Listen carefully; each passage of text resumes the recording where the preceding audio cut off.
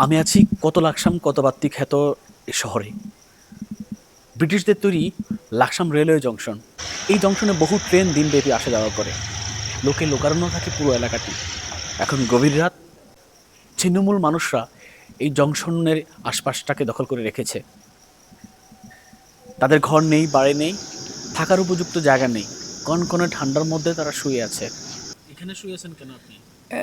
হইয়া রয়েছে, কি করবো? ঠান্ডা যে লাগে না? ঠান্ডা লাগে না? ঠান্ডা আর কি লাগবো?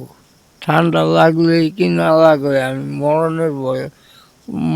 আমি চলতারি না, হাঁটতারি না, শরীর টরীর একেবারে ইয়ে হয়ে গেছে সারে সব কিছু। এই আমার পেছনে রয়েছে ব্রিটিশদের তৈরি করা দেশের অন্যতম বৃহৎ রেলওয়ে জংশন।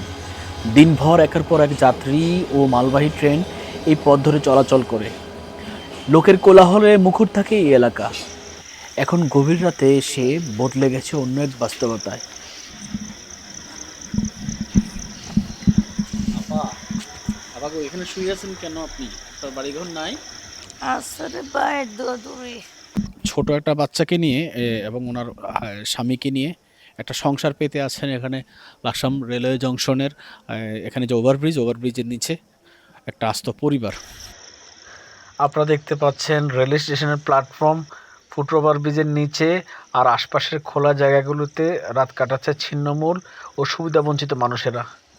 এই শীতের রাতে যখন শহরের ঘরে ঘরে মানুষ ল্যাপ কম্বল মুড়িয়ে স্ত্রী সন্তান বুকে নিয়ে নিশ্চিন্তে ঘুমিয়ে থাকে, ঠিক তখন এখানে দেখেন তারা ঠান্ডা পাকা মেঝের উপর পাতলা কাপড় পরে কনকনে বাতাসের মধ্যে তারা কিভাবে শুয়ে আছে।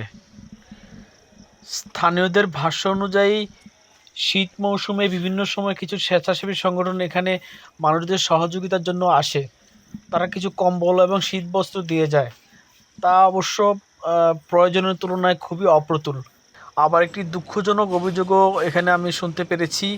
কিছু অসৎ ব্যক্তি প্রকৃত ছিন্নমূল না হয়েও এই অসহায় মানুষদের আশপাশে এসে শুয়ে পড়ে। স্বেচ্ছাসেবীরা যখন এখানে সাহায্য নিয়ে আসে, তারা তখন সেগুলো গ্রহণ করে পার্শ্ববর্তী কোনো দোকানে বিক্রি করে ফেলে বলে অভিযোগ পাওয়া গেছে।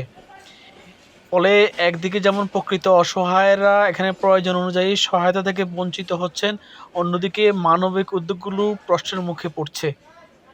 এখানে থাকা অনেকের মধ্যেই আবার এই মাদকের আসক্তি আছে বলেও জানা গেছে। তার মানে নেশা, দারিদ্র্য আর অবহেলা, এই ত্রিমুখী সংকটে তাদের জীবন আরও জটিল হয়ে উঠেছে। তবু প্রশ্ন থেকেই যায় দর্শক, এই তীব্র শীতে কারা পাবে প্রকৃত সহায়তা?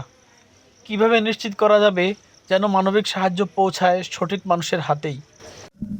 দর্শক, আমরা এখানে দায়িত্বরত অবস্থায় পেয়েছি হাবিলদার পেয়ার আহমদ ভাই এবং ওনার একজন সহযোগীকে। লাকসাম রেলওয়ে জংশন এলাকার নিরাপত্তার দায়িত্বে আছেন তারা সবসময়।